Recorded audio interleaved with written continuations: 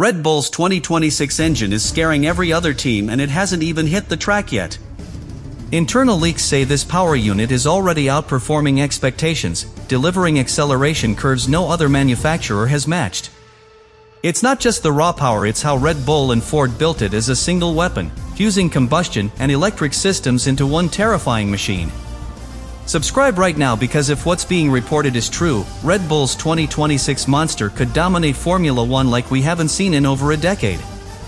The shock isn't that Red Bull are fast.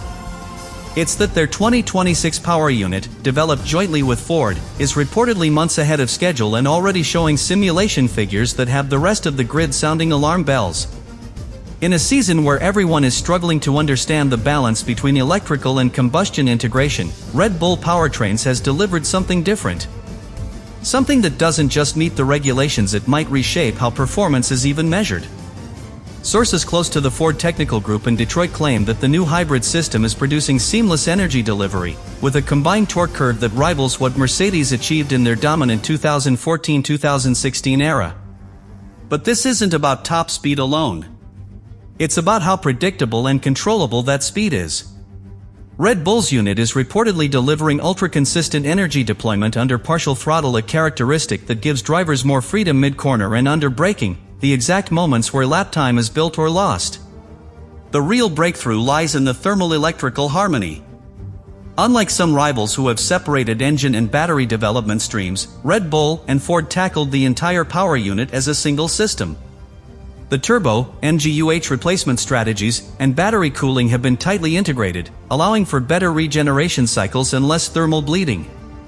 In practical terms, this means a car that can push for longer without overheating and regenerate energy more efficiently lap after lap, especially at circuits like Baku or Montreal, where stop-start acceleration defines performance. Equally terrifying for the competition is how well the engine architecture fits within Red Bull's evolving chassis concept. The new power unit isn't just a component, it's a structural element. Red Bull has embedded it into the very geometry of the 2026 car, reducing packaging size and improving mass distribution across the rear axle. That gives them a lower center of gravity and more flexibility with suspension tuning. It's not just powerful. It's clever. Every part of the car is being shaped around this engine, not adapted to it. Teams like Ferrari and Mercedes, while advanced in their own development cycles, are rumored to be struggling with energy delivery smoothness and battery cooling efficiency. In contrast, Red Bull's simulations are showing minimal performance drop-off even across long runs in simulated race conditions. That means less tire degradation, more predictable balance in variable temperatures, and the ability to manage stints with more flexibility, a crucial edge in seasons dominated by tire conservation and energy harvesting. Privately, rival engineers are worried. One anonymous power unit specialist was quoted saying, "If these numbers are accurate, Red Bull might start the 2026 season where we expected to be by mid-year." That gap, even if it's just a few tenths per lap, becomes decisive when built into the car from day one. Because it's not just about raw speed. It's about having a platform that the driver can exploit every lap, in every condition, without compromise, and that's exactly what Red Bull seem to have engineered. And here's the final warning shot: this power unit isn't just a response to the 2026 rules. It's a preemptive strike. Red Bull and Ford began laying the groundwork in 2023, knowing that the new era would reward integration over raw power. They didn't wait to react, they started designing a hybrid future before the rest of the field had fully let go of the past. And now, as rivals scramble to fix thermal maps and battery curves, Red Bull may already have built the car everyone else will spend a year trying to catch. One of the most overlooked advantages of Red Bull's 2026 engine project is the closed-loop battery cooling system developed with Ford's energy division. Unlike the standard liquid cooling methods used in the current power units, this new system utilizes phase change materials that shift thermal load away from the core battery stack without relying on additional airflow or radiators. That reduces drag, increases packaging flexibility, and most importantly allows the car to maintain peak energy output later into the race, when temperatures usually spike. Another hidden innovation is the use of a dual-axis turbo compressor mounted lower and deeper into the power unit bay. This layout, adapted from advanced aviation designs, allows the intake air to pass through two rotational vectors, reducing boost lag under variable throttle. The result is smoother transition during hybrid switchover phases, a weakness other teams are still struggling to control. In race terms, that means fewer traction losses out of slow-speed corners and better fuel burn synchronization over the course of a full stint. What has engineers across the paddock even more concerned is the software architecture controlling the hybrid deployment. Ford, unlike Ferrari or Mercedes, has leveraged experience from electric racing and commercial EV platforms to develop predictive control algorithms that adjust energy flow based on throttle trace, circuit gradient, and real-time tire wear. This AI-assisted map doesn't just manage power delivery, it learns from it. The car adapts lap to lap, becoming more precise as race conditions evolve. Behind the scenes, Red Bull engineers have been running simulations with a virtual twin of the full 2026 car since early 2024, a digital model that reacts to wind tunnel data, suspension load feedback, and simulated weather. This system is not just predicting outcomes, it's helping shape the physical prototype before it's built. With Ford providing compute resources from its autonomous vehicle division, Red Bull has simulated over 5,000 virtual race stints across 24 track profiles, a development edge that no other team currently matches.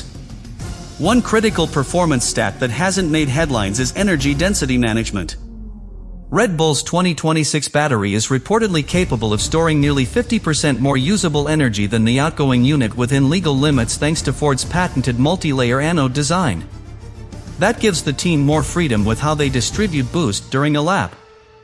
Instead of deploying in bursts, they can apply sustained electric torque over longer sections, especially effective on high-speed tracks like Spa or Monza, where battery drain usually peaks. Internal wind tunnel data also shows that Red Bull's engine has allowed them to reshape the entire rear aerodynamic profile of the car. Because the power unit runs cooler and more compact than expected, the team has re-engineered the side pods and Coke bottle zone to produce more efficient airflow toward the diffuser and beam wing. That doesn't just give them more downforce. It means less turbulence behind the car, an advantage in both qualifying pace and tire wear during long stints in traffic. And finally, what no one's talking about, Red Bull might have just future-proofed their engine philosophy beyond 2026. Every component has been designed not just for today's regulations, but with adaptability in mind. The software, the energy distribution hardware, the intercooling tech, all modular, all scalable. That means if new rules are introduced in 2027 or 2028, Red Bull won't be starting from scratch. They'll be iterating from a platform that's already working. And in modern Formula One, that's not just clever, that's lethal. What Red Bull and Ford have created for 2026 isn't just an engine.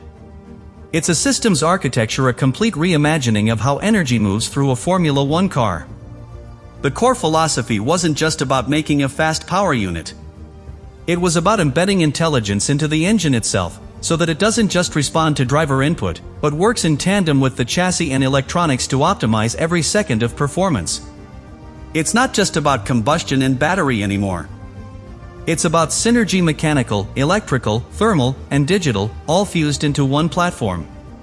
One of the most radical engineering ideas lies in how the energy mapping is now bidirectional. Traditional F1 engines take power from the battery and deploy it under acceleration. Red Bull's system does that too, but it also reabsorbs subtle microloads from deceleration, suspension compression, and even engine braking to enhance regeneration. That energy isn't just stored. It's dynamically routed into a layered battery pack where the cells can prioritize charge distribution based on temperature and expected demand.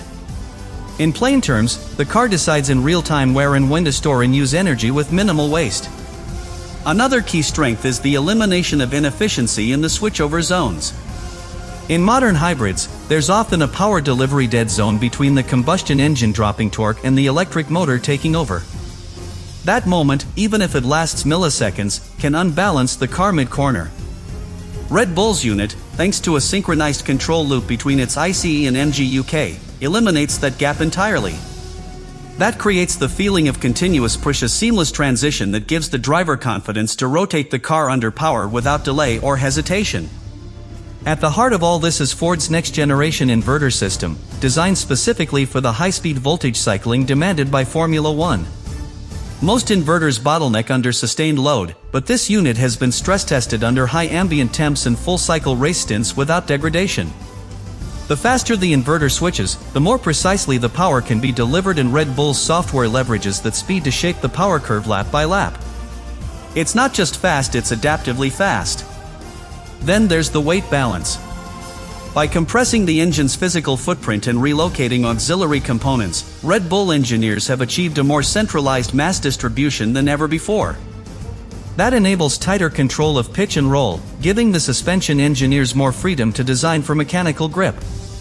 Combine that with lower cooling drag, and you have a car that's faster on the straights, yet more planted in the corners, a rare dual benefit that teams often have to compromise between. But perhaps the biggest fear for rivals is the rate of development. Because Red Bull didn't partner with a legacy manufacturer burdened by heritage systems. They partnered with Ford, a company entering F1 with a clean sheet, but enormous infrastructure. And Ford's response time, thanks to rapid prototyping and real-time simulation feedback, means Red Bull can iterate faster than their competition. While others are still correlating data from wind tunnel to track, Red Bull's 2026 platform is already learning from itself digitally and mechanically. This is why teams across the grid are nervous. It's not just that Red Bull might start the season fast. It's that they've built a machine that gets faster every time it runs. The 2026 car won't be a blunt force instrument. It'll be an intelligent, adaptive machine built to evolve faster than the sport can regulate. And if that's true, if even half of what's being reported inside technical circles is accurate, we may be looking at the next benchmark engine in Formula One.